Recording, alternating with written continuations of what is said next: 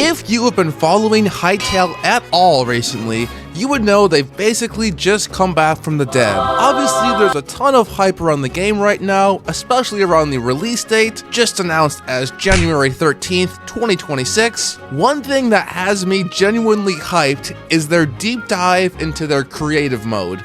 And honestly, it's not what I expected. On the surface, it sounds like, creative mode, just like Minecraft, infinite tools, just basically infinite resources. But that's where you and I was dead wrong. Hytale's creative tools are in a completely different league.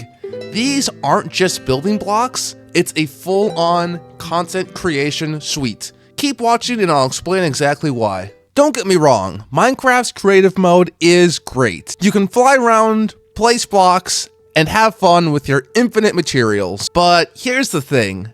If you want to create something legitimately impressive in Minecraft, I'm talking custom terrain, trees, all sorts of mountains, you're grinding or you're using plugins like World Edit. And these tools aren't always super helpful or easy to use as they're not officially supported by Mojang or Microsoft. The base game of Minecraft is really not built for creators who want to iterate quickly and build at scale. Hytale looked at that and basically said, yeah, let's fix that. One of the first things they showed off in the video was something called a scripted brush. And honestly, this tool alone puts Hytale ahead of the game. These are pre-made tools that let you create entire environments in mere seconds. We're talking mountains, grassy paths, procedurally generated ruins, all of it.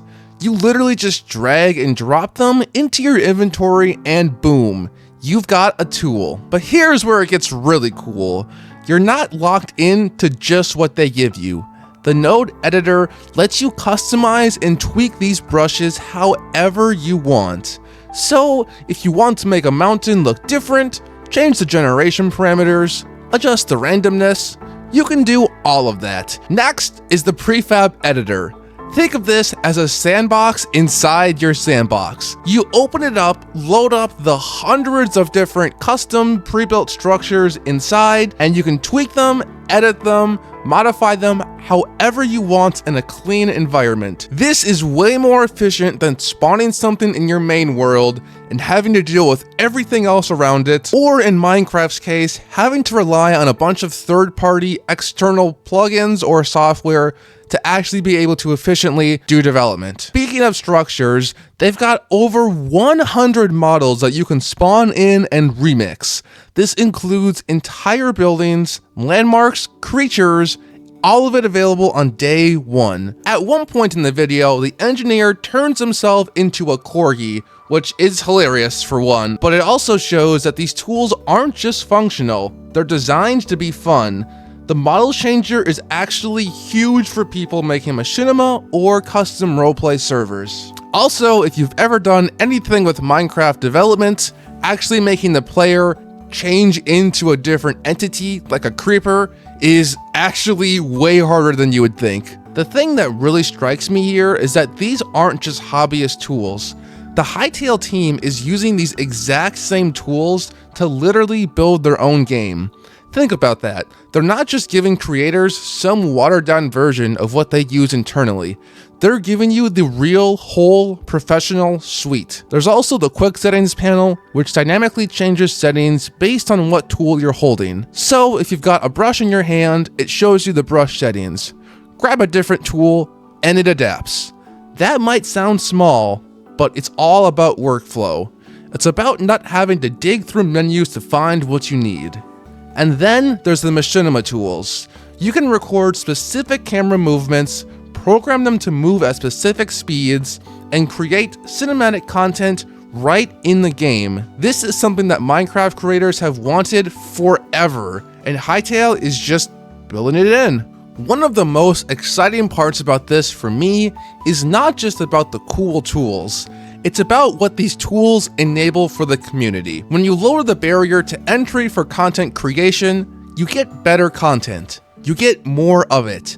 You get people who might not have the patience to spend 12 hours building something in Minecraft, or a bunch of time learning how World Edit works and dealing with all the updates. The team literally said that they're planning to expand the creative tool team for years to come.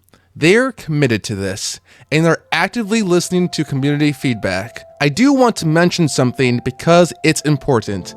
The team is also designing a more casual creative experience for people who don't want the editor feel.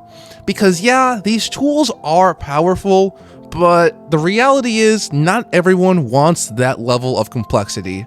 Some people just want to build fun stuff without learning the whole interface. So they're creating a separate mode that's more playful and less technical.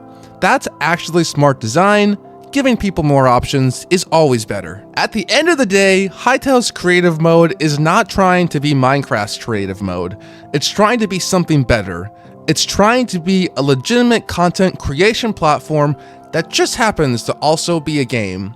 And based on what they've shown, I think they're pulling it off. Early access is coming in January. If you're into building, you're into creating content, or even if you've been frustrated by the limitations of other sandbox games, this is definitely worth paying attention to. Are you hyped about Hytale's creative tools, or do you think Minecraft simplicity is just better?